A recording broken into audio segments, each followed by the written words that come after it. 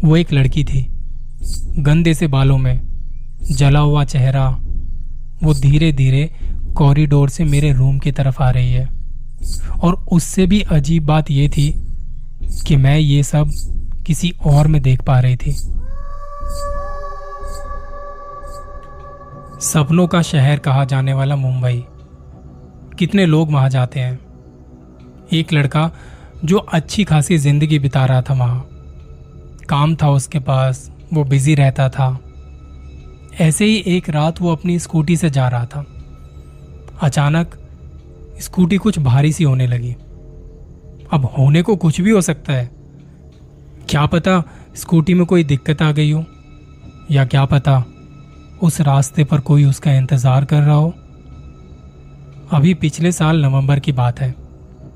रमन नाम का एक लड़का पढ़ाई के साथ साथ नौकरी भी कर रहा था। दिन भर कॉलेज में पढ़ाई के बाद वो घर से कुछ किलोमीटर दूर एक प्राइवेट कंपनी में नौकरी करता था। उसकी शिफ्ट शाम से शुरू होकर देर रात तक चलते थे। रमन ने ऑफिस आने जाने के लिए ईएमआई पर स्कूटी खरीदी थी।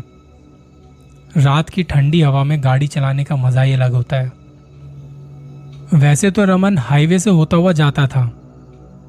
एक तो वहां स्कूटी स्पीड में चला सकता था और सीधा रास्ता होने की वजह से ज्यादा परेशानी नहीं होते थे।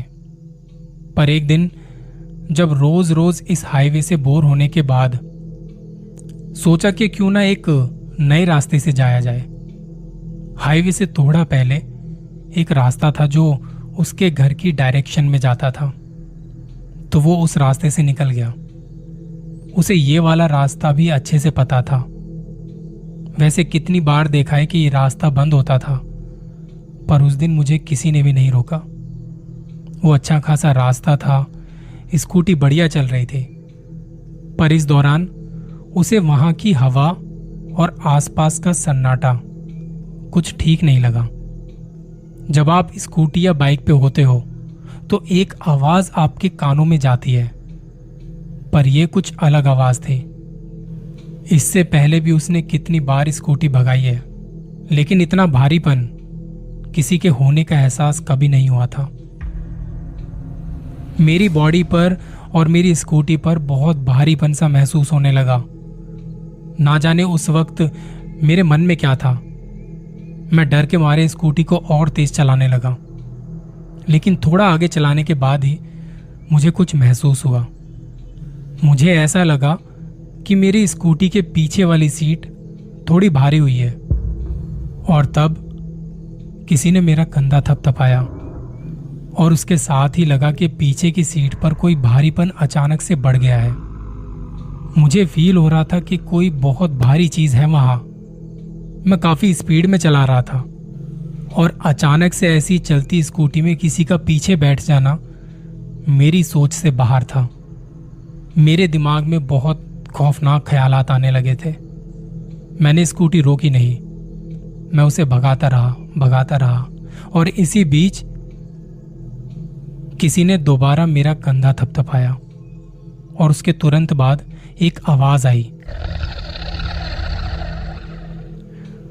उस वक्त मेरी हालत खराब हो चुकी थी। सच कहूं तो मैं इन सब चीजों में विश्वास नहीं करता, पर उस वक्त मैं डिकोड नहीं कर पा रहा था कि वो आवाज क्या थी और स्कूटी पे इतना भारीपन क्या था पिछली सीट पर। मेरे मन में आया कि एक बार पीछे देखा जाए, पर दिमाग कह रहा था तू निकल यहां से। मैंने स्कूटी और तेज भगानी शुरू कर दी और जल्दी से जल्दी घर पहुंचना चाहता था। दिमाग में आया कि स्कूटी को किसी गड्ढे या स्पीड ब्रेकर से होता हुआ तेजी से निकल जाता हूं, पीछे जो भी है वो गिर जाएगा। पर इसमें बैलेंस बिगड़ने का भी खतरा था। लेकिन उस वक्त मुझे ज्यादा खतरा इस बात का था जो अभी मेरे साथ हो रहा था। मैंने बिना किसी परवाह के स्कूटी गड्ढों से निकालनी शुरू की। भगा रहा था उसे। मुझे जल्दी घर पहुंचना था। इस दौरान मेरे कंधे पे वो थपथपाहट और वो आवाज फिर से आई। वो सब मुझे ऐसा लग रहा था जैसे मैं नींद में हूं, और जितना आपको नींद में याद होता है उतना ही मुझे भी याद था। ये इंसिडेंट मैं किसी से शेयर नहीं करता, क्योंकि मुझे पता है लोग इस पे विश्वास नहीं करेंगे, मजाक उड़ाएंगे, पागल समझेंगे। उस दिन ना तो मैंने कोई ड्रिंक की हुई थी ना कुछ, पर उस रास्ते से फिर कभी दोबारा नहीं गया। अगली कहानी पर जाने से पहले कुछ चीजों को समझना बहुत जरूरी है। ये इंसिडेंट 7 साल पहले का है। एक लड़की जो उस वक्त ऋषिकेश में रहती थी। कई सारे त्योहार आते थे और बहुत सारी पूजाएं वहां अक्सर होती रहती थी। उन्होंने अपना एक्सपीरियंस शेयर किया है। वहां का एक फेमस मंदिर है जिसका नाम यहां बता नहीं सकते। जब मेरा यहां आना होता है मुझे लगता है कि एक बार उस मंदिर में जरूर जाऊं। इस मंदिर में हर शनिवार एक अलग पूजा की जाती है। इस दिन यहाँ अलग अलग जगह से कई लोग आते हैं जिन पे कोई ऊपरी हवाई होती है या किसी पे कुछ आया होता है। ऐसे लोग बहुत आते हैं। ये पूजा कोई ज्यादा पुराने समय से नहीं हो रही थी। मैं हर बार जब भी वहां जाती थी तो कुछ ना कुछ हो जाता था। शनिवार को कभी भी वहां नहीं जा पाती थी। शायद कभी मौका नहीं मिला कि शनिवार के दिन वो पूजा मैं देख पाऊं। मुझे इन चीज़ों के बारे में पढ़ना, उन पे रिसर्च करना बहुत पसंद था और बहुत जल्दी मुझे वो मौका भी मिल गया, कुछ ऐसा देखने का जो मैंने अब तक देखा नहीं था। मम्मी के साथ मैं शनिवार को उस मंदिर में गई। मैंने बहुत सारे ऐसे लोग देखे वहाँ। हम काफ़ी देर तक उस मंदिर में थे, जिसके बाद मम्मी ने कहा कि चलो अब घर चलते हैं। मैंने भी कहा कि ठीक है, और मैं जाने के लिए उठने ही वाली थी तभी मेरी मम्मी को कोई जान पहचान का वहां पे मिला और वो उनसे बात करने लगी। जब ये दोनों बातें कर रहे थे तो मैं इधर उधर देख रही थी। वहां हजारों की तादाद में लोग थे और उन सब लोगों के बीच मुझे एक लड़की दिखी जो कि मेरे ख्याल से 7 या 8 साल की होगी।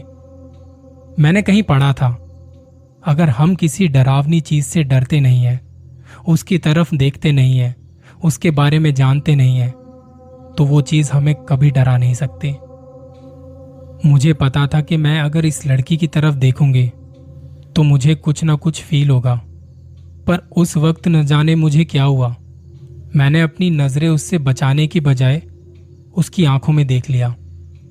हम दोनों एक दूसरे की तरफ देख रहे थे और मुझे इतना तो पता था कि ये लड़की किसी बुरी ताकत का शिकार हो चुकी है। और फिर अचानक उस लड़की ने मेरी तरफ देखते हुए बड़ी भयानक सी स्माइल की। मुझे उसे हंसते हुए देखकर डर सा लगा। मैंने मम्मी का हाथ खींचते हुए कहा, जल्दी चलो घर यहां से। मम्मी मुझे देखकर समझ चुकी थी कि कुछ तो गड़बड़ है। हम वापस आ गए। उसके एक दिन बाद तक सब कुछ नॉर्मल सा था। उस रात मेरे साथ एक बहुत ही अजीब सी चीज हुई। मैं बिस्तर पर सोने के लिए आई ही थी जब अचानक मुझे कुछ दिखाई दिया। वो एक लड़की थी, गंदे से बालों में, जला हुआ चेहरा।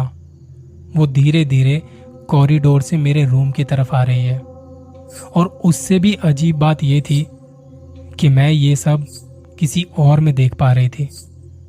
जैसे जैसे वो मेरे पास आ रही थी वो लड़की भी साथ साथ चलती हुई नजर आ रही थी।